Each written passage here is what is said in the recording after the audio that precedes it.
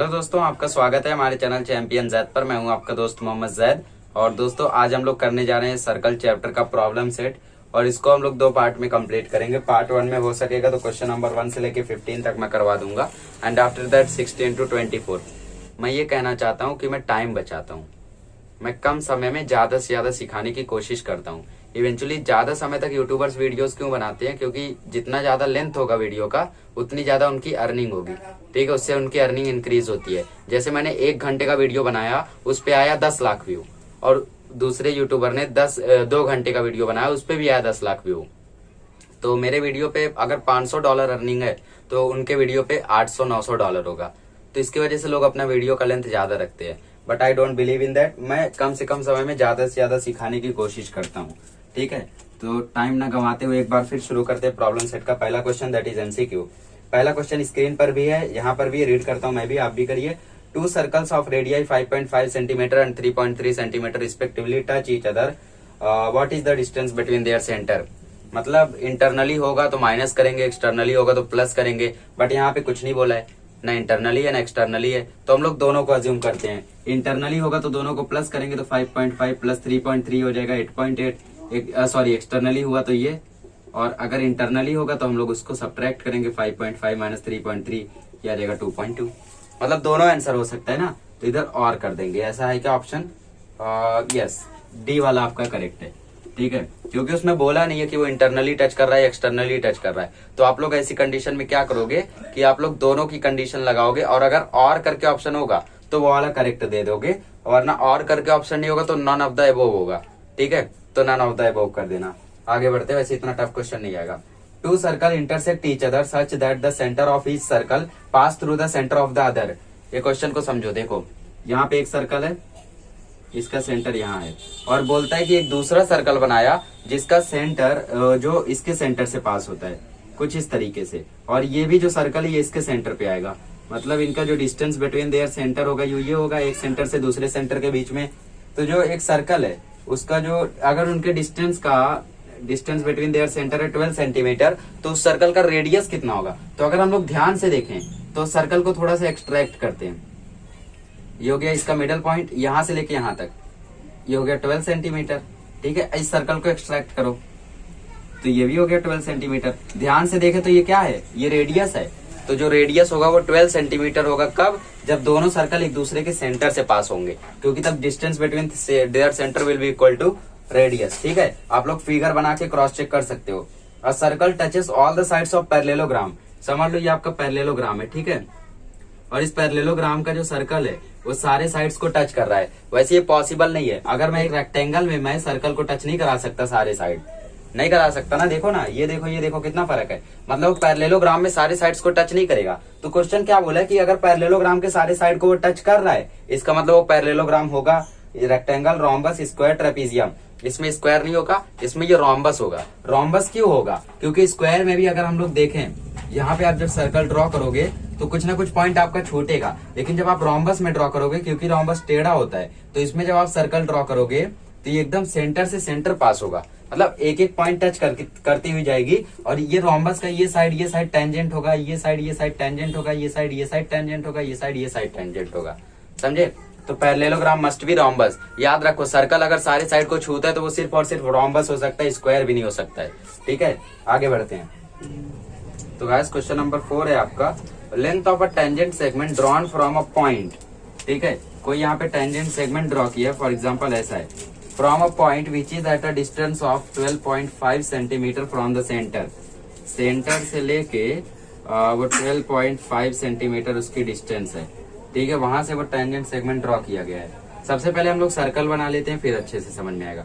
ये सर्कल का हो गया सेंटर, सेंटर से उसकी डिस्टेंस है 12.5 सेंटीमीटर।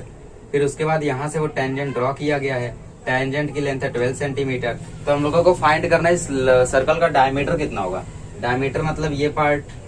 तो डायमीटर मालूम करने के लिए हमें आर मालूम रहना चाहिए। आर मालूम हो गया तो हमें डायमीटर मिल जाएगा। ठीक है, तो लेंथ यहाँ पे, टेंजेंट की लेंथ यहाँ पे दी है, कितना दी है? 12 सेंटीमीटर। तो 12 हम लोगों ने लिख लिया। तो हम लोग करेंगे क्या? हम लोग यहाँ पे पाइथागोरस थ्योरम लगाएंगे, क्योंकि राइट एंगल, ये हो जाएगा हाइपो, ये हो जाएगा वन साइड, ये हो गया सेकंड साइड। ठीक है, तो इसमें आप लोगों को दिमाग लगाने की जरूरत है। कंस्ट्रक्शन में आप लोगों को ऐसे, आप लोगों ने ऐसे टाइप के टेंजेंट्स बनाए हैं तो आपको ऐसा क्वेश्चन आना चाहिए। पाइथागोरस थ्योरम मतलब हाइपोटेनस का स्क्वायर मतलब 12.5 का स्क्वायर इज इक्वल टू 12 का स्क्वायर प्लस रेडियस का स्क्वायर। 12.5 का स्क्वायर होता है 162.25 इज इक्वल टू ये हो जाएगा 144 प्लस आर स्क्वायर। ठीक है, 144 यहाँ माइनस कर दो तो 162.25 minus 144 is equal to R square. ये हो गया 12.25 is equal to R square. Root ले लोगे तो आपको मालूम रहना चाहिए कि 1225 का रूट होता क्या है, वो होता है 35। तो रेडियस हो जाएगा 3.5। अब डायमीटर का सीधा सीधा फॉर्मूला है 2 into radius means 2 into 3.5, answer हो जाएगा 7 centimetre. So simple, how is it. चलिए, ये हो गया आपका question number 4। Question number 5, if two circles are touching externally, पहला सर्कल दूसरा सर्कल एक्सटर्नली टच कर रहे, कितने कॉमन टेंजेंट इसमें हम ड्रॉ कर सकते हैं। पहला कॉमन टेंजेंट यहाँ पे आएगा 1, दूसरा कॉमन टेंजेंट यहाँ से आएगा 2, तीसरा कॉमन टेंजेंट यहाँ से आएगा 3। तो 3 कॉमन टेंजेंट्स हम लोग इसमें ड्रॉ कर सकते हैं। पीछे आपको आंसर 2 या 4 दिया है, वो गलत है। ठीक है, उन्होंने इस बीच वाले को कंसीडर नहीं किया। आप किसी भी नोट्स को उठा के देखो, किसी भी सॉल्यूशन को उठा के देखो, उधर आंसर आपको 3 मिलेगा, टेक्स्ट बुक में मिस्टेक है। ठीक है, तो 3 common tangent. ACB is inscribed in an arc ACB of a circle with centre O। बहुत IMP क्वेश्चन है, 2019 बोर्ड एग्जाम में 1 मार्क का आया था। ठीक है, एंगल ACB इंस्क्राइब्ड हुआ है आर्क ACB में, मतलब ये एक सर्कल है तो ये एंगल ACB में इंस्क्राइब्ड एंगल ACB है। और अगर एंगल ACB है 65 डिग्री तो हमें फाइंड करना है कि ACB आर्क कितना होगा। तो इधर बहुत सारे बच्चे ऐसे होते हैं जो फिगर को ड्रॉ नहीं करते हैं, बहुत ही ज्यादा दिमाग उनके पास होता है। हम लोगों को फाइंड करना है मेजर आर्क ACB। तो मैं कहा था हाँ, बहुत ज्यादा उनके पास दिमाग होता है तो उन लोग क्या करते हैं, 65 डिग्री है ना, ACB इसका जस्ट डबल होगा। इंस्क्राइब्ड एंगल थ्योरम यही तो होता है, 130 डिग्री होगा। बट वहीं आपकी कहानी खत्म हो जाती है। और जो समझदार बच्चे होते हैं यहीं से उनकी कहानी शुरू होती है। AB ये 65 डिग्री है मतलब ये 130 डिग्री होगा। बट हमें फाइंड AB नहीं करना है, हमें ACB फाइंड करना है। ACB फाइंड करना है। ये तो AB है, हमें ये फाइंड करना है ऊपर वाला पार्ट। तो ऊपर वाले पार्ट के लिए हमें इसमें से उसको माइनस करना पड़ेगा। मीन्स 360 होता है टोटल, उसमें से अगर मैं AB माइनस कर दूं तो वही तो बचेगा, माइनस 130। मुझे आंसर मिलेगा 230 डिग्री। बहुत सारे बच्चों ने ये भी अपील किया था कि सर पीछे आंसर गलत है, बट मैंने प्रूव करके दिखाया आंसर बिल्कुल करेक्ट है, D वाला करेक्ट है। 7वां, chord AB and chord CD of a circle intersect inside the circle at point E। ठीक है, अब मैं इसको रफ कर देता हूँ बिकॉज आप लोग बोलोगे कि सर क्या कर रहे हो। ठीक है, इसको रफ कर देते फिर बचे हुए क्वेश्चन सॉल्व करते हैं। तो गाइस क्वेश्चन नंबर 7 है आपका, उसमें बोला है कि AB और CD 2 कॉर्ड है। बना लो भाई, ABCD इंटरसेक्ट कर रहे हैं पॉइंट E पे। ठीक है, और इनसाइड द सर्कल मतलब इनसाइड। अगर आउटसाइड द सर्कल बोलता तो वो कुछ इस तरीके से बनता, ABCD और यहाँ पे आता E। ठीक है, ऐसे भी हो सकता है, ऐसे भी आ सकता है, इनसाइड और आउटसाइड ध्यान रखना, या फिर इंटरनली और एक्सटर्नली भी बोल सकता है। AE अगर 5.6 है, AE अगर 5.6 है और हम लोगों का EB आपका 10 है, CE आपका 8 है, तो फाइंड करो कि ED कितना होगा। ठीक है, ED is equal to question mark. तो हमें ED फाइंड करना है। Chord internal division of chord वाला थ्योरम लगेगा। तो यहाँ AE into EB is equal to CE into ED।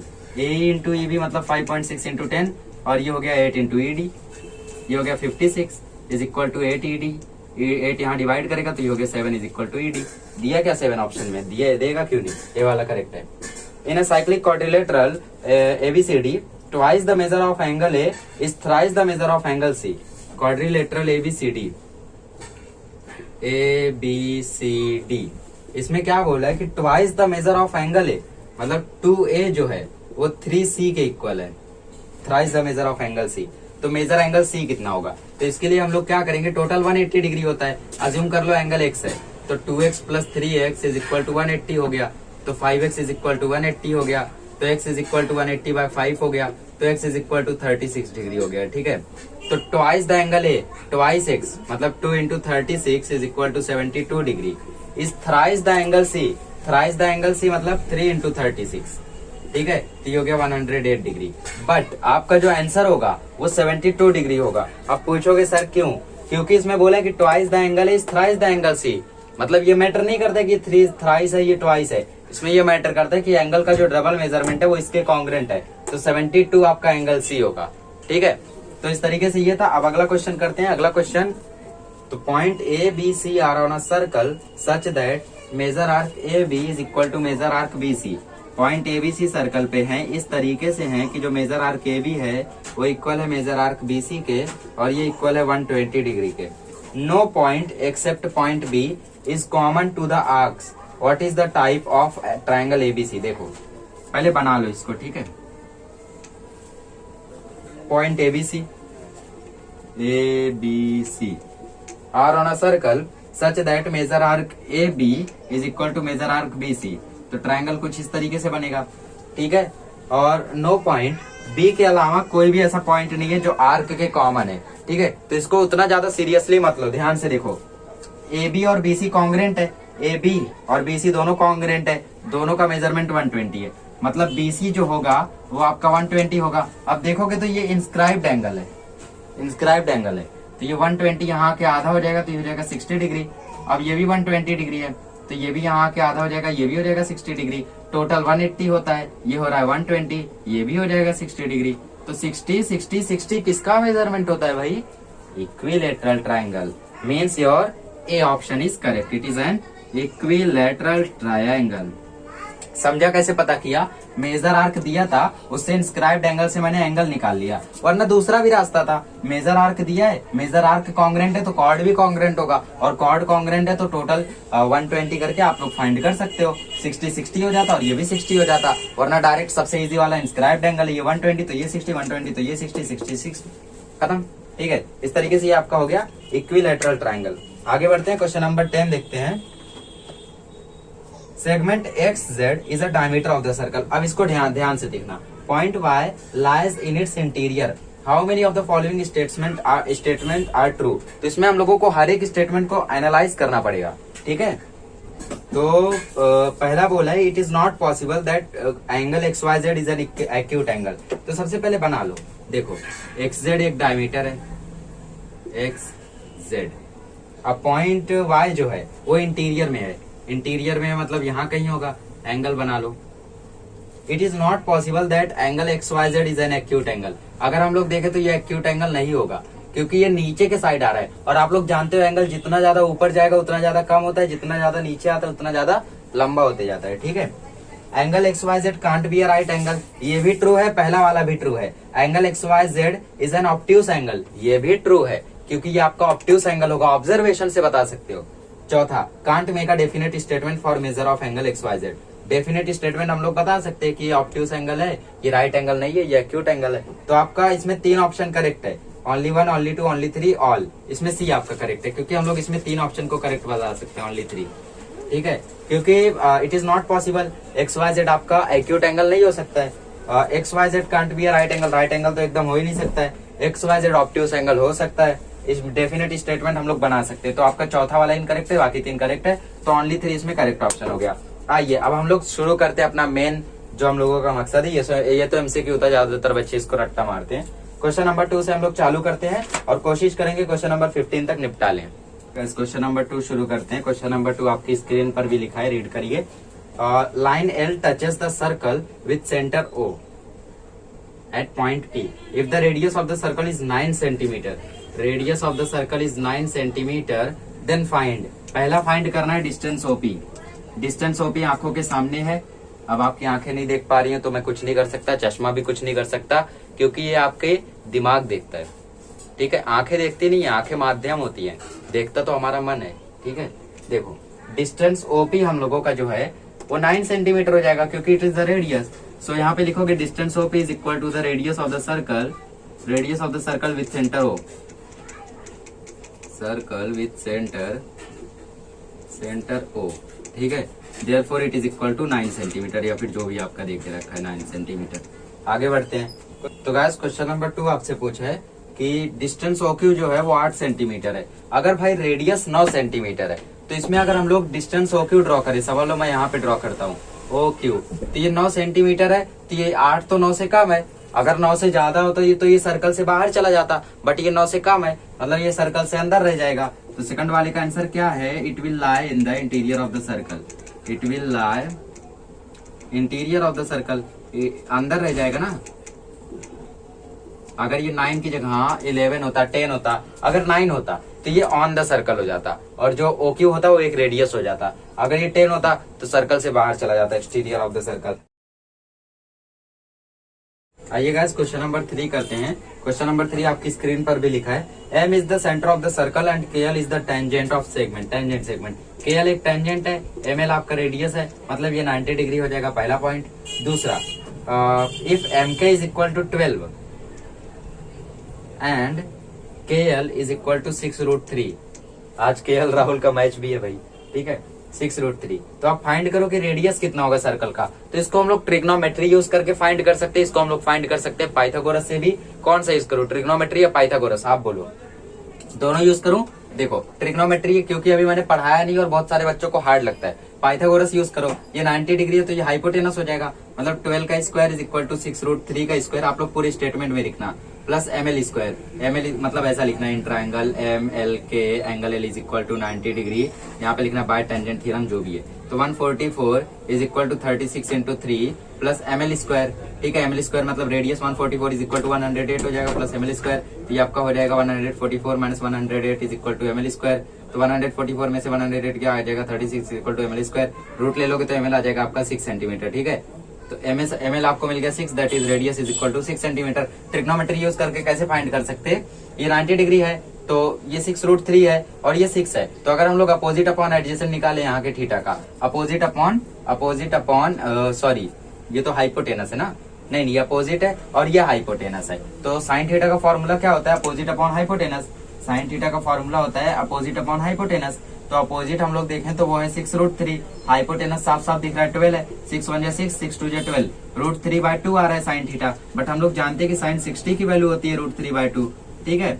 Therefore theta will be equal to 60 degree. आपको अगर ये 60 डिग्री मिल गया और ये 90 डिग्री है तो दूसरा वाला डायरेक्ट बता सकते हो कि ये 30 डिग्री है। अब 30 60 90 का भी यूज करके आप लोग 6 को बता सकते हो। Side opposite to 30 degree is equal to half of hypo, half of hypo मतलब हाफ इंटू 12, 2 6 जा 12 आ गया ना 6।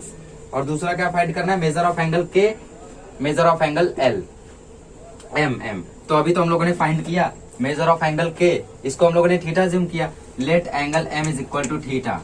उसके बाद हम लोगों ने साइन थीटा निकाला अपोजिट अपॉन हाइपोटेनस। अपोजिट था √3, 6√3 और हाइपोटेनस था 12। तो 6 1 जा 6, 6 2 जा 12, √3/2 आया। बट हम लोग जानते हैं कि कौन सा थीटा √3/2 होता है, साइन 60 होता है √3/2। तो थीटा 60 इक्वल आ गया, तो थीटा आ गया 60 डिग्री। तो एंगल M हो गया 60 डिग्री, ठीक है। आगे आपको लिखना है angle M is equal to 60 degree, angle L is equal to 90 degree by tangent theorem. और आपका जो एंगल K हो जाएगा वो हो जाएगा 30 डिग्री। ये कैसे है, ये आ गया रिमेनिंग एंगल्स ऑफ ट्रायंगल, क्योंकि आप लोग जानते हो कैसे फाइंड करना है। Sum of measure of all angles of triangle is 180 degree, 60 plus 90 150, 180 minus 150 आ गया 30। चलिए इस तरीके से करना है, बहुत ही फटाफट हो गया। आगे आने वाले क्वेश्चन भी बहुत ईजी है, इसको लिख लीजिए, फिर करते हैं अगला क्वेश्चन। तो गाइस क्वेश्चन नंबर 4 है, आपकी स्क्रीन पर लिखा हुआ है, रीड करिए। O is the center of the circle, segment AB and segment AC are the tangent of the circle, radius of the circle is length AB, sorry radius of the circle is R and length AB, ठीक है। R और length AB is equal to R है, ठीक है। मतलब ये हम लोगों का रेडियस है, रेडियस हम लोग यहाँ पे ड्रॉ कर सकते हैं। प्रूफ करना है कि जो क्वाड्रिलेटरल ABOC है, proof that ABOC is a square, square proof करना है भाई। अब कैसे करेंगे, चलो। तो सबसे पहली बात, यहाँ पे ये टेंजेंट है, मतलब ये टेंजेंट थ्योरम से 90 हो गया, ये भी टेंजेंट थ्योरम से 90 हो गया। स्क्वायर की सारे साइड 90 डिग्री के होते हैं, वाला थ्योरम यूज करो। या फिर दूसरा भी आपको बोला है कि radius of the circle is length AB is equal to R, ठीक है। रेडियस ऑफ द सर्कल जो है वो टेंजेंट AB के इक्वल है, और टेंजेंट AB जो होता है वो टेंजेंट AC के भी इक्वल होगा बाय टेंजेंट सेगमेंट थ्योरम। दो टेंजेंट इक्वल है, दोनों टेंजेंट का रेडियस इक्वल है, मतलब all sides are equal, therefore it is a square. या फिर दूसरी प्रॉपर्टी यूज करो, सारे एंगल 90 डिग्री को बताने की, 90 डिग्री टेंजेंट थ्योरम से। और आपका कौन सा एंगल बचा यहाँ पे, ABOC, O बचा आपका और A बचा आपका, ठीक है। तो ये OC, हाँ चलिए A और O बचा, वो भी 90 डिग्री हो जाएगा। तो हम लोग साइड्स का भी यूज कर सकते हैं, उसका भी यूज कर सकते हैं। लिखो साइड ही यूज करते हैं। Segment AB will be congruent to segment AC by tangent segment theorem. Tangent segment theorem से ही हम लोग बता सकते हैं। आगे बढ़ो, सेगमेंट चलिए रेडियस, रेडियस तो इक्वल होता ही है, length B O will be congruent to length O C, या लिखो radii of the same circle, ठीक है। और एक कंडीशन भी हम लोगों को दी गई है, that is length A B is equal to R, ठीक है, आर के इक्वल है, ये हम लोगों को गिवन है। तो भाई जब रेडियस के इक्वल लेंथ ए बी है, लेंथ ए बी की वैल्यू लेंथ ए सी है, तो हम लोगों का फ्रॉम 1 2 एंड 3 हम लोग ये लिख सकते हैं A B A C B O ओ सी सब इक्वल है, therefore from 1 2 and 3 it is proved that therefore AB is equal to AC is equal to OB is equal to OC, ठीक है। और therefore quadrilateral ABOC is a square, ABOC is a square, all sides are congruent, ठीक है। Sides को use करो या फिर आप लोग एंगल को भी यूज करके फाइंड कर सकते हो। ये एंगल 90 डिग्री बता दिया था, पूरे क्वाड्रिलेटरल का सम 360 होता है, 360 में से 180 माइनस करोगे, इसका सम 180 बचेगा। और फिर उसके बाद जो ये लाइन ड्रॉ की गई थी, यहाँ पे जो ये एंगल हम लोगों का बन रहा था, ये एंगल भी 90 डिग्री हो जाता, तो ये 90 हो गया, तो ये बचा हुआ भी 90 हो जाएगा। तो all angles are 90 degree, therefore quadrilateral ABOC is square, तो ये 90 डिग्री हो गया। कई सारे नोट्स में आपको ये 90 डिग्री बता के प्रूफ किया रहेगा, कहीं कहीं पे आपको ये बता के प्रूफ किया रहेगा, दोनों यूज कर सकते हो, दोनों ईजी है, ठीक है। इस तरीके से करना है, इसको लिख लीजिए, फिर करते हैं अगला क्वेश्चन। दोनों मेथड याद रखो, और एक नहीं आया तो दोनों से कर लेना। आइए गाइस, थोड़ा सा सर्कल वर्कल सब कुछ टेढ़ा बना है, तो थोड़ा ध्यान से देखिए। इसमें बोला है कि quadrilateral ABCD is a parallelogram, it's circumcentre it's circumscribe a circle. ये पैरेललोग्राम है, देखकर तो नहीं लग रहा है, देखकर तो ये रोम्बस लग रहा है। सर मुझे तो देखकर कुछ भी नहीं लग रहा है, कैसा बनाया आपने? अरे रोम्बस है, टेक्स्ट बुक देखो ना, स्क्रीन पे क्वेश्चन लिखा है भाई, इसको देखो। हाँ रोम्बस है, ठीक है, पैरेललोग्राम बोला है बट ये रोम्बस है। तो हम लोगों को बोला है कि जो AE 4.5 सेंटीमीटर है और EB 5.5 सेंटीमीटर है, तो तुम पता करो कि AD कितना होगा, AD कितना होगा, ठीक है। पैरेललोग्राम में तो सिर्फ अपोजिट साइड इक्वल होती है, अगर रोम्बस बोला होता तो इसको प्लस करते, इसके इक्वल बताते, हो जाता। बट 10th में भाई, 5th में नहीं हो, तो हम लोगों को बहुत ही लंबा प्रोसेस से गुजरना पड़ेगा, बट सब इजी है। आप कई नोट्स में देखोगे एक्स वाई का वेरिएबल बना के सॉल्व किया है, कई नोट्स में देखोगे अलग अलग तरीके से सॉल्व किया है, ठीक है। कई नोट्स में देखोगे तो डायरेक्टली बाय ऑब्जर्वेशन करके बता दिया, ऐसे भी महान नोट्स है, बट वो सबसे गलत है, ठीक है। देखो सबसे पहले लिखेंगे quadrilateral ABCD is a parallelogram, quadrilateral ABCD is a parallelogram, ये आपका पैरेललोग्राम है। इवेंचुअली मैं पैरेललोग्राम की साइन हमेशा बनाता हूँ, बट अब की बार तो ABCD के इक्वल होगा और AD BC के इक्वल होगा। यहाँ दोनों में लिखोगे opposite sides of parallelogram are congruent, ठीक है। तो ये हो गया, इसको दे दो 1, इसको दे दो 2। आगे बढ़ते हैं। अब यहाँ पे हम लोग देखें तो ये एक सर्कल है, सर्कल पे ये एक टेंजेंट है, ये भी एक टेंजेंट है, मतलब AH EB BF GC CF HD DG सब कुछ एक टेंजेंट है। Therefore AE will be equal to AH, इसको दे दो number 3, number 3। EB is equal to BF, इसको दे दो नंबर 4।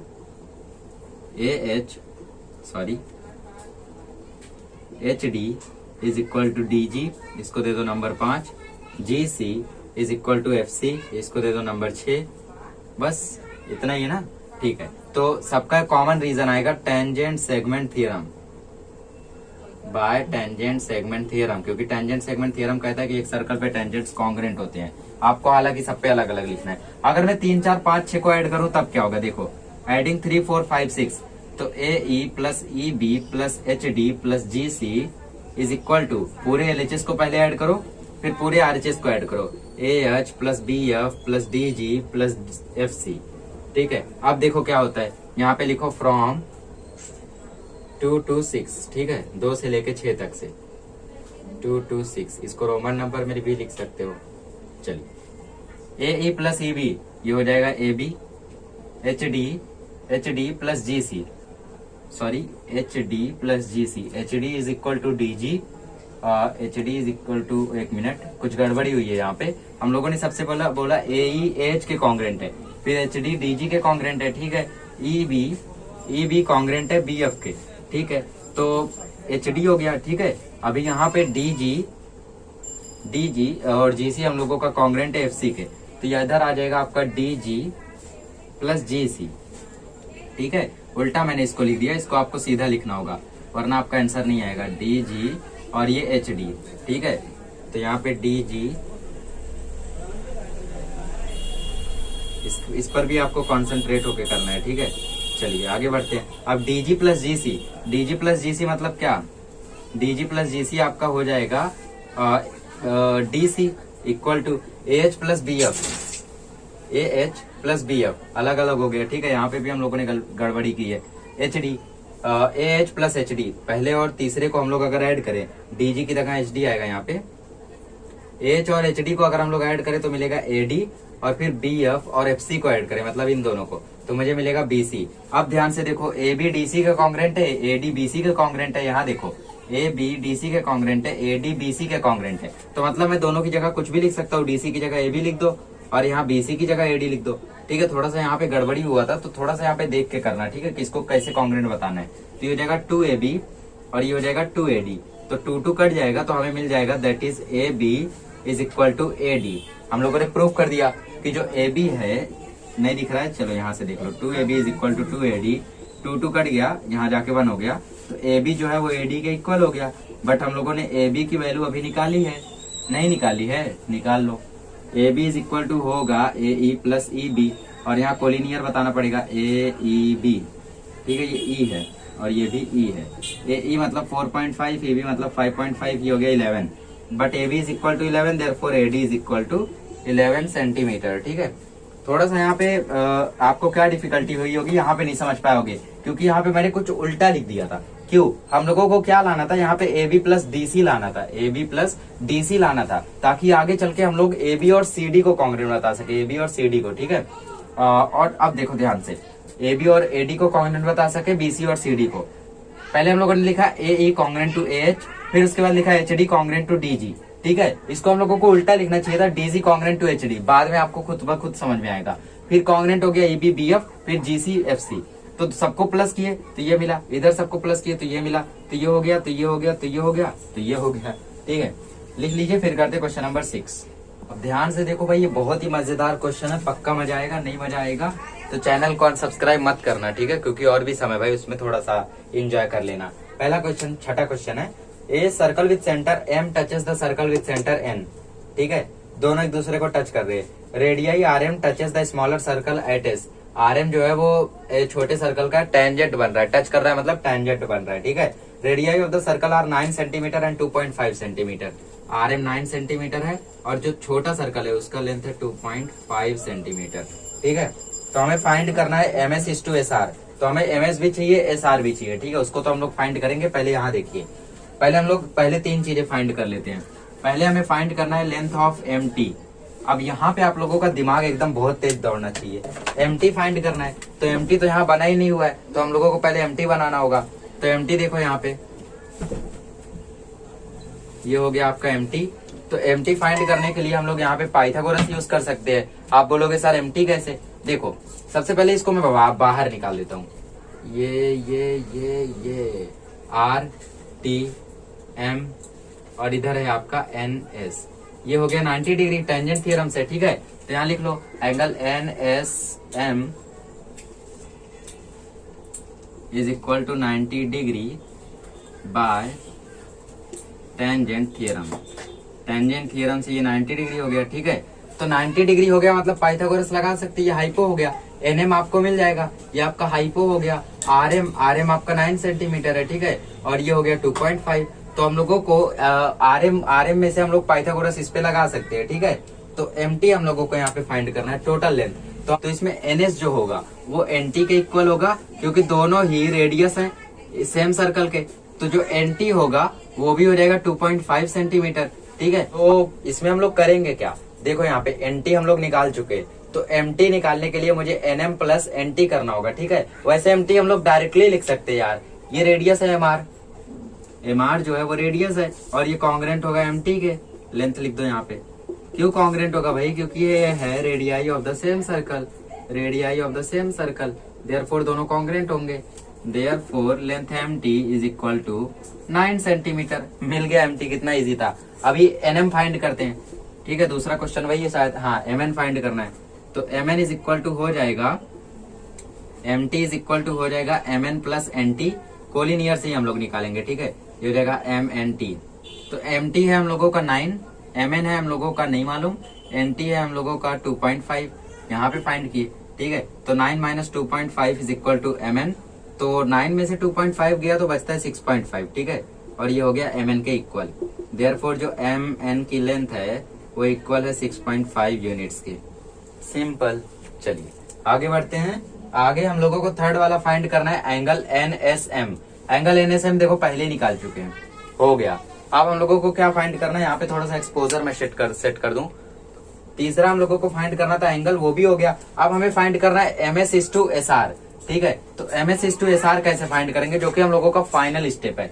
एम एन हमें मालूम पड़ गया है, ठीक है, और एम टी मालूम पड़ गया है, एम आर मालूम पड़ गया है, बट एम एस हम लोगों को नहीं मालूम है। बट हम लोगों को एन एम तो मालूम है, एन एम मालूम है, तो एन एम पाइथागोरस लगाओ, क्योंकि अभी हम लोगों को एन एम कितना मालूम पड़ा, कहाँ गया, 6.5। तो पाइथागोरस लगाओगे 6.5 का, और फिर एन एस मिल जाएगा, एम एस मिल जाएगा तब हम लोगों को, और एन एस हम लोगों को ऑलरेडी मालूम है, ठीक है। Therefore in triangle N S M angle S is equal to 90 degree by tangent theorem, already यहाँ पे लिखा हुआ है, लिख लीजिए। देयरफॉर एन एम का square is equal to N S का स्क्वायर प्लस एस एम का स्क्वायर, ठीक है। एन एम स्क्वायर मतलब 6.5 का स्क्वायर, एन एस स्क्वायर मतलब 2.5 का स्क्वायर, और एम एस स्क्वायर इसको लिख दो, क्योंकि फाइनली हम लोगों को एम एस स्क्वायर ही फाइंड करना है। एम एस अगर हम लोगों को मिल गया तो एस आर हम लोग कोलिनियर से माइनस करके निकाल देंगे, फिर दोनों का रेशियो बहुत इजीली आ जाएगा। देखो 6.5 का स्क्वायर क्या होता है, 65 इंटू 65 कर दो, 6 5 30, 6 6 36, 3 9 3 0 5 2 2 4 42.25 होता है ये, और ये होता है 6.25 प्लस एम एस स्क्वायर। अब क्या करेंगे भाई, अब 6.25 को यहाँ लाके माइनस कर दो, इज इक्वल टू हो जाएगा एम एस स्क्वायर। 6.25 जाएगा, बचेगा 36 is equal to M S square. Root ले लो तो M S is equal to root 36, तो वैल्यू आ जाएगी M S is equal to 6, ठीक है। एम एस 6 मिल गया, तो एस आर कितना होगा, हम लोग जानते हैं कि M R is equal to M S plus S R है, ठीक है, कोलिनियर है क्योंकि एम एस आर। तो एम आर कितना मिला हम लोगों को, नहीं मिला है, 9 है भाई। एम एस हम लोगों को 6 मिला है, एस आर ना मालूम नहीं है, 9 minus 6 is equal to S R हो जाएगा। तो एस आर आ गया हम लोगों का 3 सेंटीमीटर। अब फाइनली हम लोग लास्ट वाला फाइंड कर सकते हैं, जो कि पहला क्वेश्चन था बट लास्ट में फाइंड कर रहे हैं, वो था M S is to S R. M S हम लोगों को मिला है 6 सेंटीमीटर, एस आर मिला है 3, तो 6/3 होता है 2/1, देयरफॉर इट इज 2:1। तो M S is to S R आपको मिल गया 2:1। इजी क्वेश्चन था। सबसे पहले हम लोगों ने एम टी निकाला radii of the same circle से, थोड़ा चैलेंजिंग, 1 मार्क का, दिमाग लगाना था। दूसरा हम लोगों ने एम एन निकाला, थोड़ा सा और चैलेंजिंग, ठीक है। एम एन निकालने के लिए बस हम लोगों ने कोलिनियर किया, कुछ चैलेंजिंग नहीं था, दिमाग लगाना था। तीसरा हम लोगों ने एंगल निकाला, कुछ चैलेंजिंग नहीं था। सबसे बड़ा चैलेंजिंग था find ratio of M S is to S R. उसके लिए पाइथागोरस लगाया, कोलिनियर लगाया, फिर कोलिनियर लगाया, फिर आंसर आया। इस तरीके से लिख लीजिए और स्टेप बाय स्टेप लिखिए। पहला क्वेश्चन मैंने पहले करा, उसको लिखिए, फिर दूसरा लिखिए, फिर तीसरा लिखिए, फिर उसके बाद करिए, ठीक है। अच्छे से करिए, स्टेप बाय स्टेप करिए तो प्रॉपर रहेगा। चलिए अब करते हैं अगला क्वेश्चन। आइएगा, क्वेश्चन नंबर 7 एक्टिविटी की तरह आपकी स्क्रीन पर लिखा हुआ है, फिर भी आप चाहते हैं तो मैं डायग्राम बना देता हूँ, वरना आपको मैं डायरेक्टली स्क्रीन पर एक्सप्लेन करता हूँ, ठीक है। In the adjoining figure circles with centre X and Y. Circle का सेंटर है एक्स और वाई, और एक दूसरे को टच कर रहे हैं पॉइंट जेड पे, ठीक है। एक सेकंड पास हो रहा है, आप जैसे जैसा मैं रीड कर रहा हूँ आप फिगर पे वहां पे नजरें बनाए रखिए, ठीक है। थोड़ा सा एनिमेशन डाल सकता हूँ बट इतना ज्यादा नहीं डाल सकता कि मैं एक एक वर्ड आपको विजुअलाइज करा दूं, ठीक है। तो Z intersects the circle at point P, point A and B respectively. Prove that radius X है, रेडियस जो है हम लोगों का एक्स है वो पैरेलल है रेडियस वाई बी के, ठीक है। दोनों रेडियस दिख रहा है, छोटा वाला रेडियस, बड़े सर्कल का रेडियस, दोनों पैरेलल है, ये प्रूफ करना है। तो इसके लिए हम लोगों को ड्रॉ सेगमेंट एक्स जेड, हम लोगों को सेगमेंट एक्स जेड ड्रॉ करना पड़ेगा एंड सेगमेंट जेड वाई, ठीक है। थोड़ा सा एनिमेशन में वो बड़ा बड़ा लेटर आ रहा है, उसके लिए सॉरी। तो draw segment X Z and segment Z Y, ठीक है। तो थियरम ऑफ टचिंग सर्कल के हिसाब से जो एक्स वाई जेड है वो हम लोगों का कोलिनियर हो जाएगा। कोलिनियर कैसे हो जाएगा, क्योंकि ये एक्सटर्नली टच कर रहे हैं एक दूसरे को। तो एक्स जेड ए जो एंगल है हम लोगों का वो किसके इक्वल हो जाएगा, एक्स जेड ए इक्वल हो जाएगा वाई जेड बी के, वर्टिकली अपोजिट एंगल, ठीक है। और उसके बाद एक्स जेड ए और बी जेड वाई को हम लोग अज्यूम कर लेते हैं ए, ठीक है। ए हो गया। अब इसके बाद सेगमेंट एक्स ए और सेगमेंट एक्स जेड कॉन्ग्रेंट होगा। एक्स ए और एक्स जेड क्यों कॉन्ग्रेंट होगा? क्योंकि रेडियस है सेम सर्कल का। उसके बाद एक्स ए जेड, क्योंकि रेडियस इक्वल हो गया तो एक्स ए जेड और एक्स जेड ए इक्वल हो जाएगा आइसोसेलेस ट्रायंगल थ्योरम से। अब उसके बाद वाई बी और वाई जेड पे वही लगा दो। Similarly segment Y B congruent to segment Y Z, radius of the same circle, therefore B Z Y is equal to Y B Z, ठीक है, is equal to A bye isosceles triangle theorem. इसको दे दो number 3। From 1, 2 and 3 it is proved that angle X A Z is equal to X A Z is equal to angle Z Y B, ठीक है, दोनों को prove कर दिया। और फिर उसके बाद जो रेडियस एक्स ए है वो पैरेलल हो जाएगा रेडियस वाई बी के। कैसे पता चला? बाय अल्टरनेट एंगल टेस्ट, ठीक है, लास्ट वाली प्रॉपर्टी में आएगा बाय अल्टरनेट एंगल टेस्ट, ठीक है। चलिए इस तरीके से आपका हो गया क्वेश्चन नंबर 7। चलिए अब करते हैं क्वेश्चन नंबर 8। आइए गाइस क्वेश्चन नंबर 8 करते हैं। In figure 3.88 circles with centre X and Y touch internally at point Z. Point Z पे ये इंटरनली टच कर रहे हैं, ठीक है। और सेगमेंट बी जेड जो है वो कॉर्ड है बिगर सर्कल का और वो इंटरसेक्ट कर रहा है स्मॉलर सर्कल पे पॉइंट ए पे। तो इसमें हम लोग देखें तो कुछ खास बातें हैं जो हम लोगों को जाननी है, ठीक है। सबसे पहले एक्स जो है वो रेडियस है छोटे सर्कल का, तो दूसरा रेडियस भी बना लो। कुछ जाता है क्या? कुछ नहीं जाता है। ए वाई जो है, बी वाई जो है वो रेडियस है बड़े सर्कल का, दूसरा रेडियस भी बना लो, कुछ नहीं जाता है, ठीक है। और प्रूफ क्या करना है? प्रूफ में अक्सर बताना भूल जाता हूँ, सम हो जाता है उसके बाद पता चलता है ये करना था, ठीक है। तो हमें प्रूफ करना है that is A X parallel to B Y.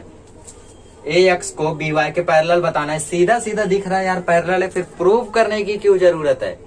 हो सकता है तुम्हारी नजर में धोखा हो, अक्सर जो दिखता है वो होता नहीं है, जो होता है वो दिखता नहीं है। केडी पाठक का डायलॉग, ठीक है। तो कैसे ये होता है? ऑब्जर्वेशन तो है, बट हो सकता है ये 1 मिलीमीटर इधर उधर हो और उतनी हमारी नजरें नहीं देख सकती है, उतना नहीं पहचान सकती है। जैसे मैंने पहली लाइन बनाई, ये दूसरी लाइन बनाई, आप देख के बोलोगे ये पैरेलल है, बट इवेंचुअली ये पैरेलल नहीं है, ठीक है। आप इसको अगर अच्छे से एक्यूरेट मेजरमेंट निकालोगे तो ये इतनी भी बहुत बुरी तरीके से, मतलब पैरेलल ही नहीं है, थोड़ा भी पैरेलल नहीं है।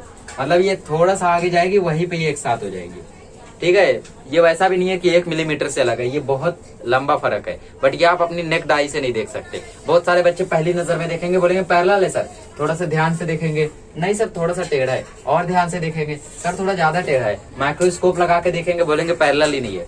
तो वैसा यहाँ पे भी तो हो सकता है, तो इसलिए प्रूव करने की जरूरत है, ठीक है। बातों में ज्यादा टाइम वेस्ट कर दिया। तो सबसे पहले लिखेंगे ए एक्स और X Z radii of the smaller circle है। Segment X Z and segment A X are the radii of the smaller circle। ये स्मॉलर सर्कल के रेडियस हुए, ठीक है, स्मॉलर सर्कल और स्मॉलर सर्कल के रेडियस है, साथ ही ये दोनों इक्वल भी होंगे क्योंकि ये radii of the same circle है। Therefore segment A X congruent to segment X Z, यहाँ पे लिखोगे radii of the same circle. बहुत इजी प्रूफ है, कुछ भी हार्ड इसमें नहीं है। आपको अगर 3.2 का क्वेश्चन नंबर 4 अच्छे से समझ में आया था तो ये आपके लिए कुछ भी नहीं है। उसमें भी सिर्फ सेकंड क्वेश्चन जो आपको पैरेलल प्रूफ करना था, फर्स्ट वाला, आई थिंक फर्स्ट वाला, ठीक है। अगर सेगमेंट ये कॉन्ग्रेंट है तो ये आइसोसेलेस ट्रायंगल हो जाएगा, ठीक है। आइसोसेलेस ट्रायंगल हुआ तो angle X A Z congruent होगा एंगल ए जेड एक्स के। इनको हम लोग अज्यूम कर लेते हैं ए, इसको नंबर दे दो 1, और ये हो गया बाय आइसोसेलेस ट्रायंगल थ्योरम, इस थ्योरम से। अब बड़े सर्कल पे आ जाओ, segment B Y and segment Y Z are the radii of the bigger circle. बड़े सर्कल की ये रेडियाई है, ठीक है। देयरफॉर, और साथ ही जो सेगमेंट वाई जेड है वो कॉन्ग्रेंट भी रहेगा सेगमेंट बी वाई के, ठीक है, क्योंकि ये क्या है, ये भी radii of the same circle है। और फिर से ये सर्कल में जो रेडियाई है वो कॉन्ग्रेंट हुआ, इसका मतलब यहाँ पे भी आइसोसेलेस ट्रायंगल थ्योरम लगेगा। ये देखो ये और ये कॉन्ग्रेंट हुआ, तो ये एंगल भी इधर पे कॉन्ग्रेंट होगा। Therefore angle x Y B Z is equal to angle Z, oh sorry B Z Y is equal to B ले लो, सॉरी ए ही होगा ना क्योंकि दोनों कॉन्ग्रेंट है। इसको दे दो नंबर 2 और इधर भी लिख दो बाय आइसोसेलेस ट्रायंगल थ्योरम। तो ये भी ए है, ये भी ए है, ये इसके इक्वल है, ये इसके इक्वल है। तो हम लोग लिख सकते हैं कि जो एंगल वाई बी जेड है, वाई बी जेड है, वो एक्स ए जेड के कॉन्ग्रेंट है, एक्स ए जेड के कॉन्ग्रेंट है, ठीक है। क्यों लिख रहा हूँ अभी पता चल जाएगा। From 1 and 2 we can write that angle Y B Z is equal to angle X A Z. From 1 and 2 लिख चुके, ठीक है। अब ध्यान से देखो, Y B Z x A Z. X A Z और वाई बी जेड की अगर हम लोग बात करें तो ये हम लोगों का करस्पॉन्डिंग एंगल है। ध्यान से देखो यहाँ पे एफ बन रहा है। मैं 9th को पढ़ाता नहीं हूँ या फिर बहुत पहले पढ़ाया था बट चैनल ने साथ नहीं दिया, चैनल सस्पेंड हो गया। तो ये जहां पे एफ बनता है वहां पे करस्पॉन्डिंग एंगल होता है, जहां पे एक्स बनता है वहां पे वर्टिकली अपोजिट एंगल होता है, जहां पे जेड बनता है वहां अल्टरनेट एंगल होता है। तो यहाँ पे देखो तो एफ बन रहा है, ठीक है, एफ बन रहा है तो मतलब ये एंगल करस्पॉन्डिंग एंगल होगा। देखो करस्पॉन्डिंग एंगल हो गया। करस्पॉन्डिंग एंगल कब होगा? जब लाइन पैरेलल होगी। करस्पॉन्डिंग एंगल तो वैसे भी होगा बट कॉन्ग्रेंट कब होगा करस्पॉन्डिंग एंगल? जब लाइन पैरेलल होगी। देयरफॉर यहाँ पे लिखेंगे angle Y B Z and angle X A Z are pairs of corresponding angle. ठीक है, ये किसके पेयर्स हैं? ये करस्पॉन्डिंग एंगल के पेयर्स हैं। देयरफॉर सेगमेंट जो भी प्रूफ करना था A X is parallel to B Y, यहाँ रीजन में लिखोगे by corresponding angle test. Corresponding angle test होता है, अल्टरनेट एंगल टेस्ट होता है, ऐसे सारे टेस्ट होते हैं। ठीक है, मौका मिलेगा तो मैं 9th को आपका रिवाइज कराऊंगा जो भी इंपॉर्टेंट पॉइंट्स है। इसको लिख लीजिए, फिर करते क्वेश्चन नंबर 8। आइए गाइस क्वेश्चन नंबर 9 करते हैं। आपकी स्क्रीन पर लिखा है, आप रीड करिए। Line L touches the circle with centre O. Line L है, सर्कल को टच करती है जिसका सेंटर ओ है, पॉइंट पी पे। ठीक है, पॉइंट पी पे, यहाँ पे पॉइंट पी।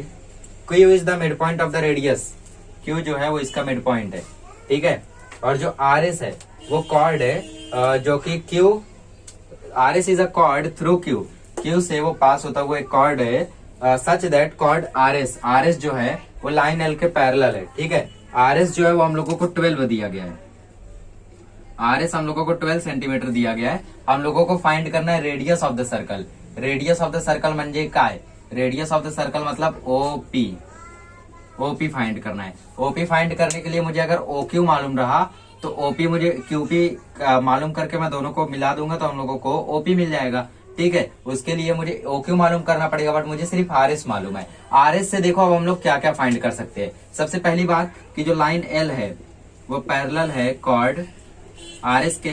ठीक है, therefore angle R Q O equal to angle L P O. ठीक है, इसको एंगल मैं सिंगल लेटर से लिखता हूँ क्योंकि एंगल एलपीओ कोई एंगल नहीं है। ठीक है, तो एंगल क्यू जो होगा वो एंगल पी के कॉन्ग्रेंट होगा। क्यों कॉन्ग्रेंट होगा? By corresponding angle. तो एंगल जो मेरा,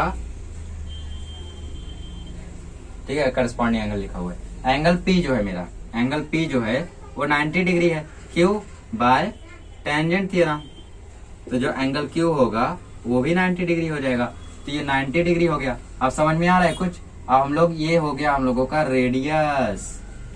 ये भी तो एक रेडियस है, ओ आर भी तो एक रेडियस है क्योंकि ये सेंटर से यहाँ तक का है। तो ये भी एक रेडियस है, ये भी एक रेडियस है, ये भी एक रेडियस है, सब रेडियस है। ठीक है, तो हम लोगों को ये परपेंडिकुलर हो गया तो पाइथागोरस थ्योरम लगाएंगे हम लोग यहाँ पे। ठीक है, और साथ ही यहाँ पे बोला point Q is the mid point of OP.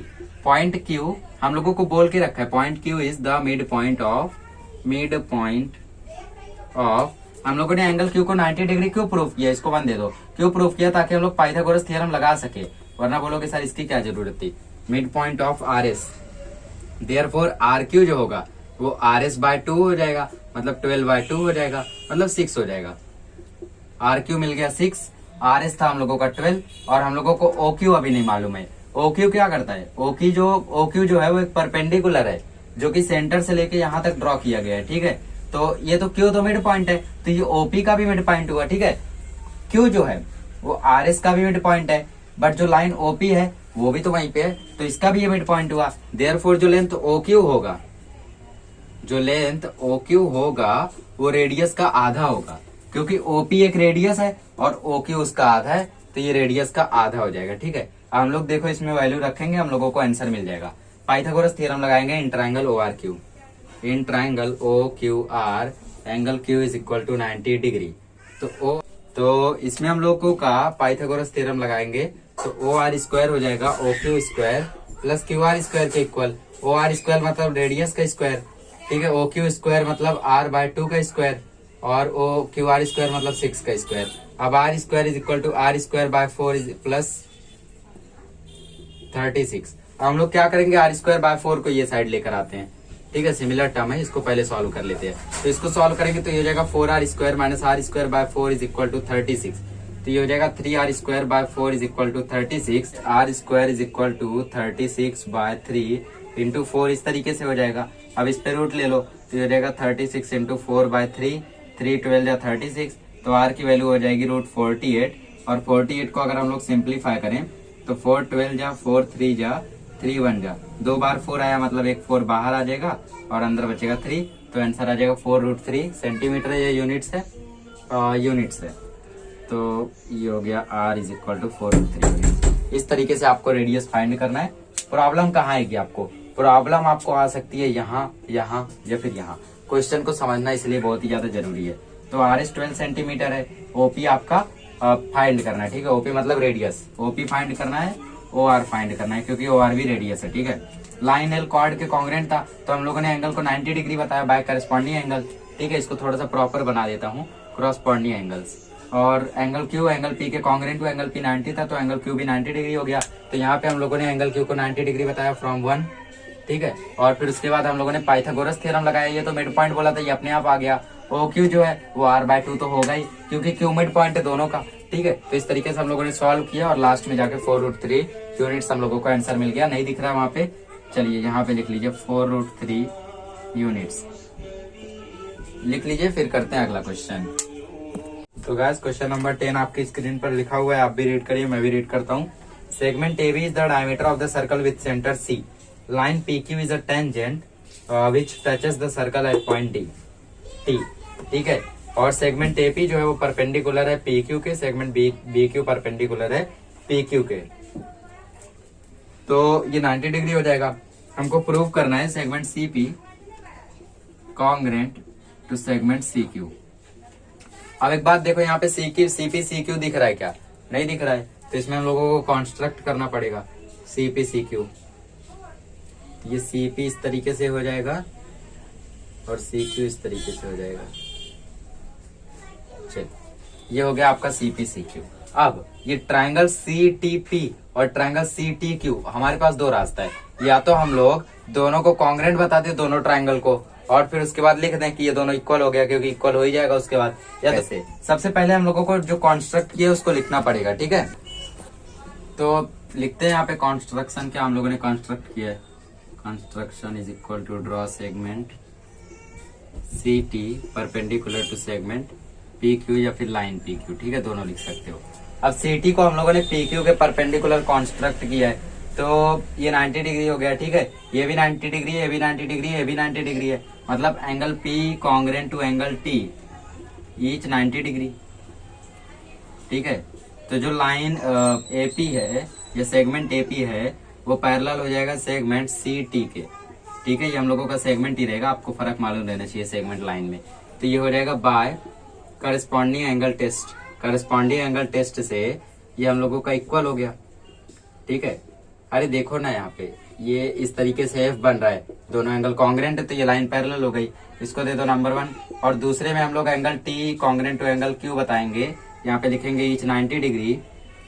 तो अभी इसमें क्या होगा, segment CT congruent to segment BQ हो जाएगा, डॉट डॉट डॉट 2, और यहाँ पे यही प्रॉपर्टी कॉपी कर दीजिए, ठीक है। ये हो गया आपका। अब ये कॉन्ग्रेंट है, इसके CT पैरेलल है BQ के, AP पैरेलल है CT के, मतलब तीनों एक दूसरे के पैरेलल हो जाएंगे। Therefore segment TP parallel to segment CT parallel to segment BQ।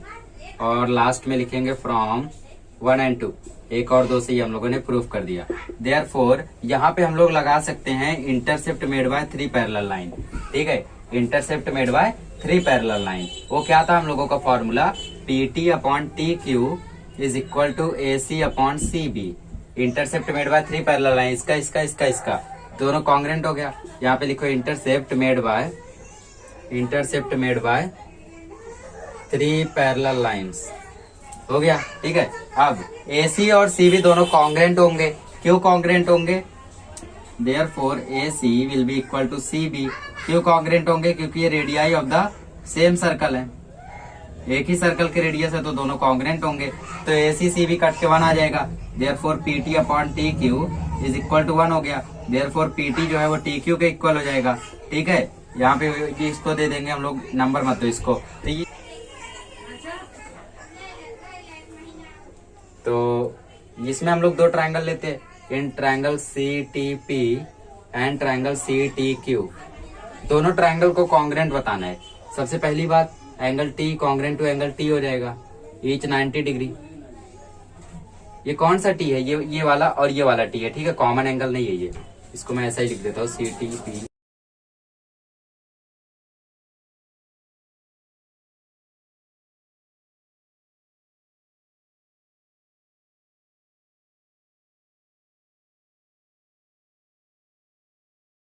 इसको दे दीजिए नंबर 3, तो यहाँ लिखिए फ्रॉम 3। ओके, कॉमन साइड बचा है अभी C T, therefore segment C T will be congruent to segment C T. यहाँ लिखेंगे कॉमन साइड।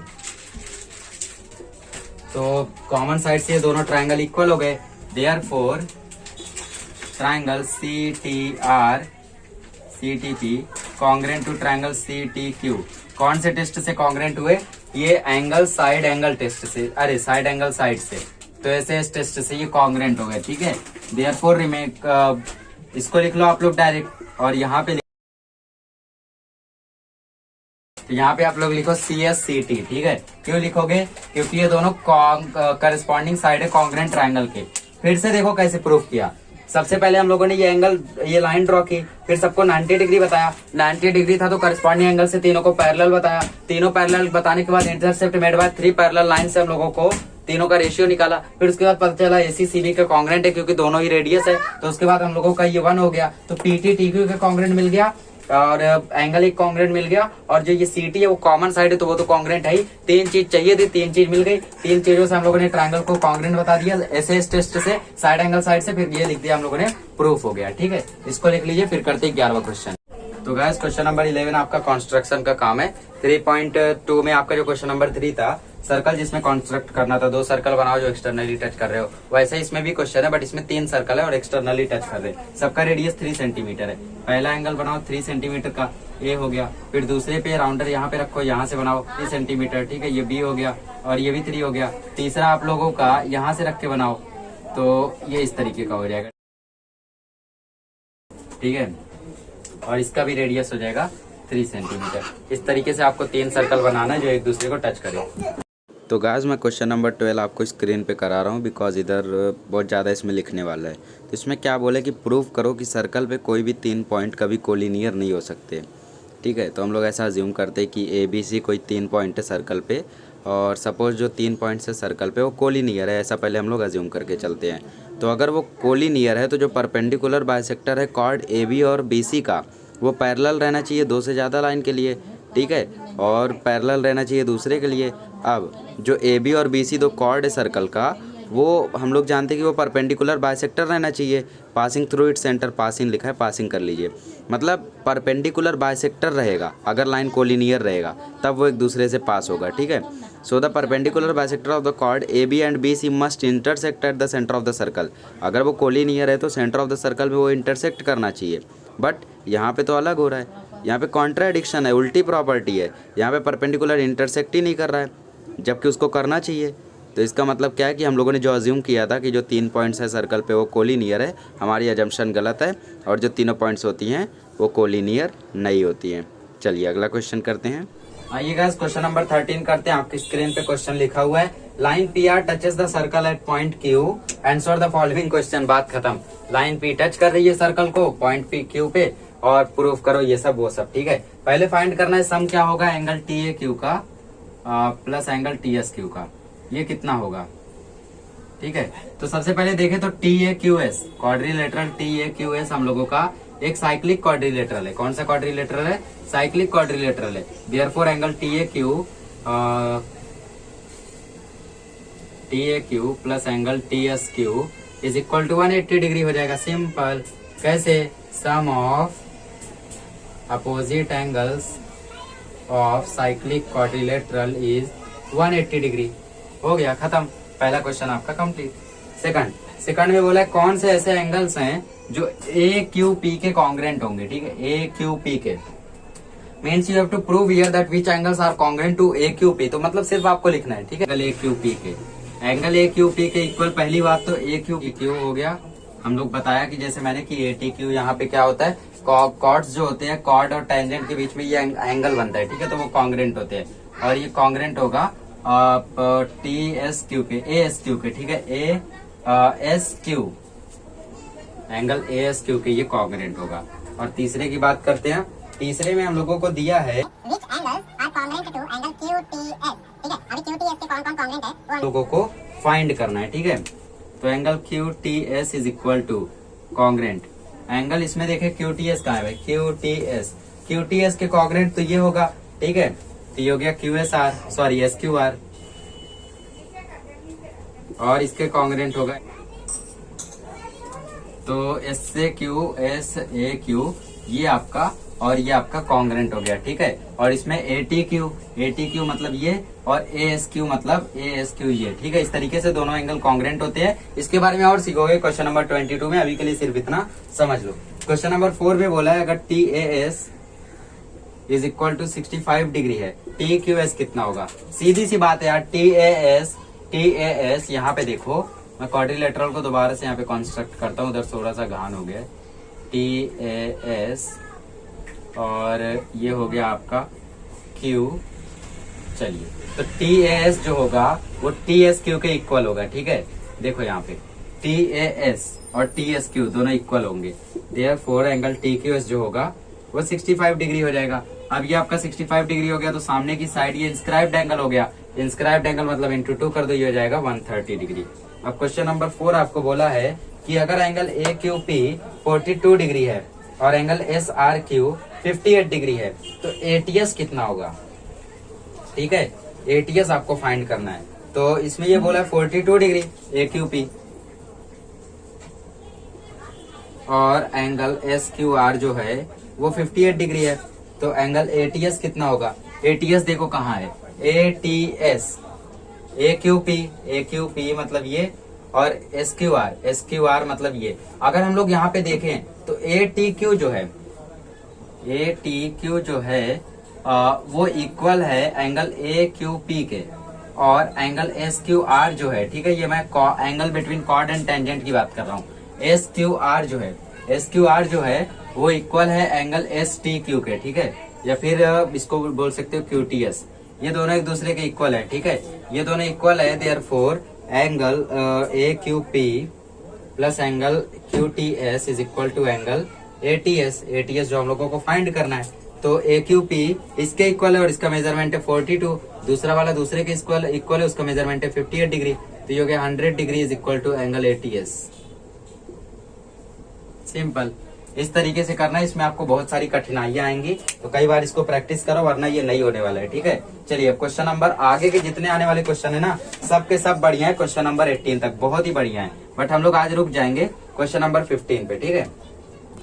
आइए गाइस, क्वेश्चन नंबर 14 करते हैं। क्वेश्चन नंबर 14 में बोला है कि angle P Q R is equal to 70 degree.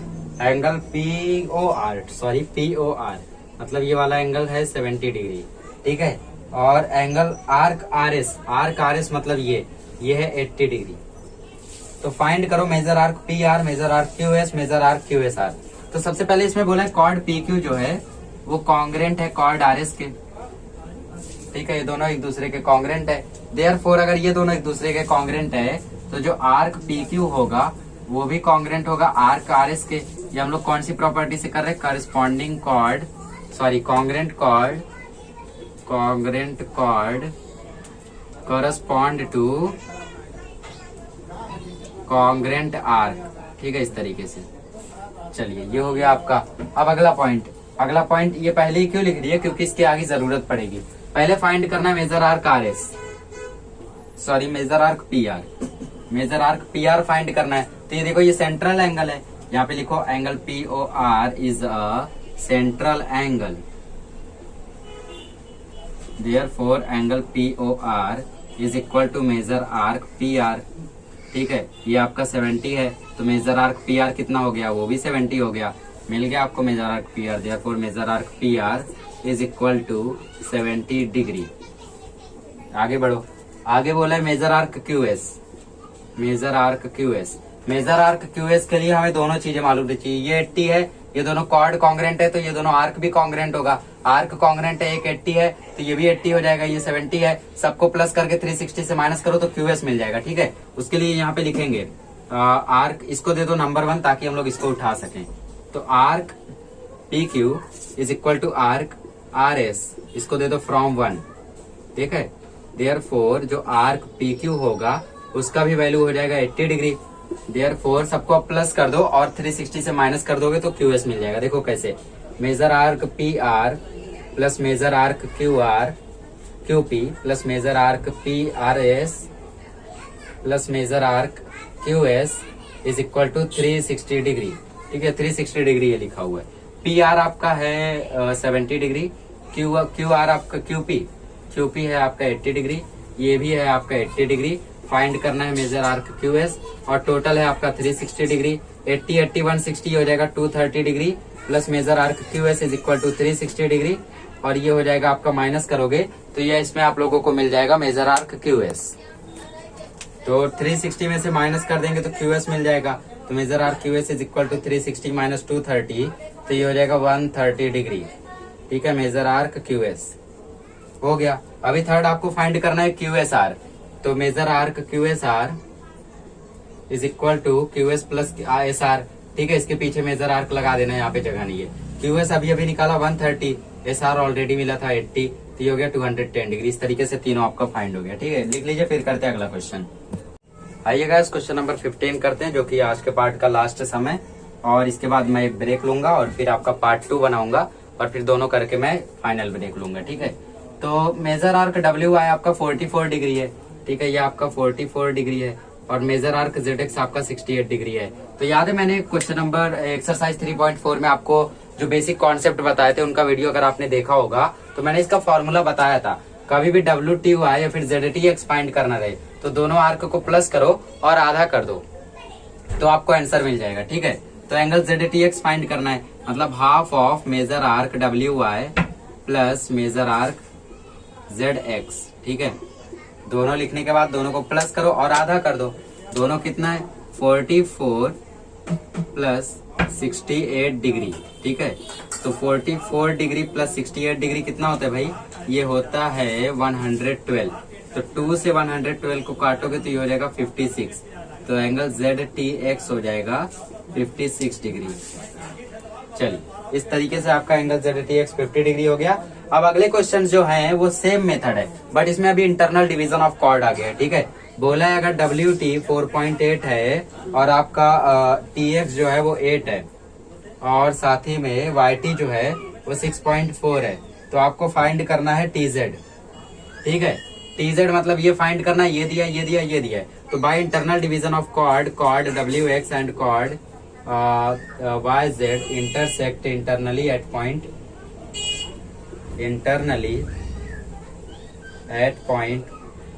T. ठीक है, पॉइंट टी पे इंटरनल डिवीजन कर रहा है तो by theorem of internal division of chord ये लिखने वाला बहुत इंपॉर्टेंट होता है। तो आप लोग जब भी मैं मिस कर दिया करूं या फिर जानबूझ के ना लिखा करूं तो आप लोग जरूर लिखा करें। ठीक है, therefore W T into T X is equal to Y T into T Z. ठीक है, डब्ल्यू टी कितना था हम लोगों का, डब्ल्यू टी 4.8 है, टी एक्स आपका 8 है, वाई टी 6.4 है और टी जेड ऐसे का ऐसा ही। तो 4 दो इक्वल लगा नहीं सकते तो देयरफॉर लगाओ। ठीक है, तो 4.8 इंटू 8 ऐसे ही रहने दो, इसके नीचे लेकर आओ 6.4 is equal to T Z. अब देखो 8 1 जा 8 8 8 जा 64 होता है बट एक नंबर के पॉइंट है तो 0.8 कर दो और फिर 10 से मल्टीप्लाई कर दो तो पॉइंट हट जाएगा। तो ये हो जाएगा 48/8 is equal to T Z. 8 6 जा 48, therefore T Z is equal to 6। इस तरीके से आपका टी जेड आ गया 6 यूनिट्स और सेंटीमीटर वॉटेवर। आगे बढ़ो, आगे आपको बोला है कि जो डब्ल्यू एक्स है वो है 25, वाई टी जो है वो है 8, वाई जेड जो है वो है 26 और फाइंड करो डब्ल्यू टी। अब दूसरा समय है। ठीक है, वाई डब्ल्यू एक्स आपको 25 दिया है, वाई टी आपका 8 दिया है, वाई जेड आपका दिया है। तो वाई टी और वाई जेड से मैं टी जेड निकाल लूंगा और फिर मुझे डब्ल्यू एक्स मालूम है तो मुझे एक ना एक को अज्यूम करना पड़ेगा। याद है हम लोगों ने x माइनस एक्स किया था वैसा वाला। ठीक है, तो यहाँ पे हम लोग करेंगे सपोज सबसे पहले ये वाला कोलिनियर से निकालते हैं, या फिर मैं काम करता हूँ पहला दूसरा रफ करता हूँ फिर तीसरा यहाँ आराम से करते हैं, ठीक है, समझ में भी आएगा तब। आइए क्वेश्चन नंबर 15 करते हैं। इसमें थर्ड वाला बोला WX 25 है, YT जैसा कि मैंने ऑलरेडी बता दिया है सब, तो रिपीट करने की जरूरत है नहीं, ठीक है। तो सबसे पहले कोलिनियर से हम लोग TZ निकाल देते हैं। ये क्या था हम लोगों का, ये Y था, ठीक है। तो YZ इज इक्वल टू होगा YT प्लस TZ।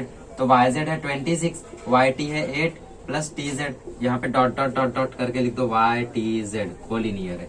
तो 26 माइनस 8 कर देंगे तो मुझे TZ मिल जाएगा। Therefore TZ is equal to आ जाएगा 18 यूनिट्स। सो सिंपल, TZ आपको मिल गया 18, ठीक है। TZ ही तो आपको फाइंड करना था। आगे बढ़ते हैं, TZ आपको मिल गया 18, और अभी हम लोगों का WX में ना WT मालूम है ना TX मालूम है। एक मालूम होता तो एक मालूम कर लेते, तो हम लोगों को किसी ना किसी को अज्यूम करना होगा। तो हम लोग WT को अज्यूम कर लेते हैं X। तो जो TX होगा वो हो जाएगा 25 माइनस X। अब बोलोगे सर ये कैसे, ये कोलिनियर से हुआ, देखो कैसे, WX is equal to WT plus TX। WX आपका 25 है, WT को X अज्यूम किया, यहाँ TX X यहाँ जाके माइनस हुआ, तो 25 minus X is equal to TX हो गया, वही तो है यहाँ पे, ठीक है। अब हम लोग मल्टीप्लाई करते हैं by theorem of internal division of chord. उसके पहले लिख देना chord this is and chord this are intersecting internally at point this.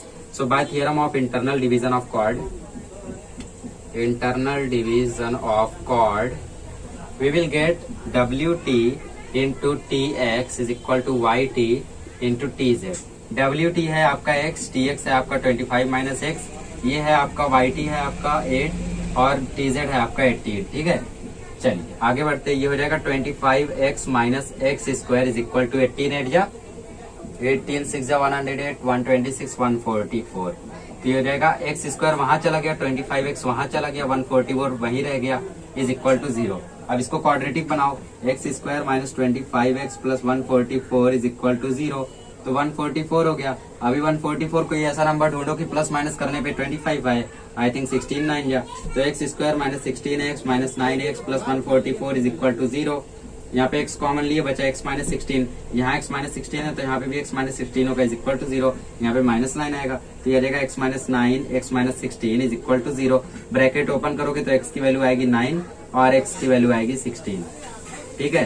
तो मतलब जो WT था, WT को हम लोगों ने x अज्यूम किया था, ये हो जाएगा 16 और 9। इस तरीके से करना है, इसको कर लीजिए, फिर उसके बाद हमारा वीडियो खत्म। और दोस्तों अगले लेक्चर में मिलेंगे तो हम लोग क्वेश्चन नंबर 16 से 25 तक करेंगे, जो कि हम लोगों का लास्ट है। तो मैं चाहता तो अभी कुछ और क्वेश्चंस यहाँ पे करा सकता था, क्योंकि आने वाले 3 क्वेश्चंस बहुत ही ज्यादा इजी है। बट अगर इजी क्वेश्चन इसी वीडियो में करा दिया तो प्रॉब्लम क्या होगी कि जब नेक्स्ट वीडियो में मिलूंगा ना तो आप लोगों को हर एक क्वेश्चन हार्ड जाएगा तो आपको हार्ड लगेगा। शुरुआत हमेशा easy easy easy hard hard hard hard बहुत हार्ड ऐसे कर लीजिए, ठीक है। इसको लिख लीजिए, फिर हम लोग मिलेंगे अगले लेक्चर में। अगले लेक्चर में सॉल्व करेंगे बचे हुए 10 questions. Thank you so much for watching the video.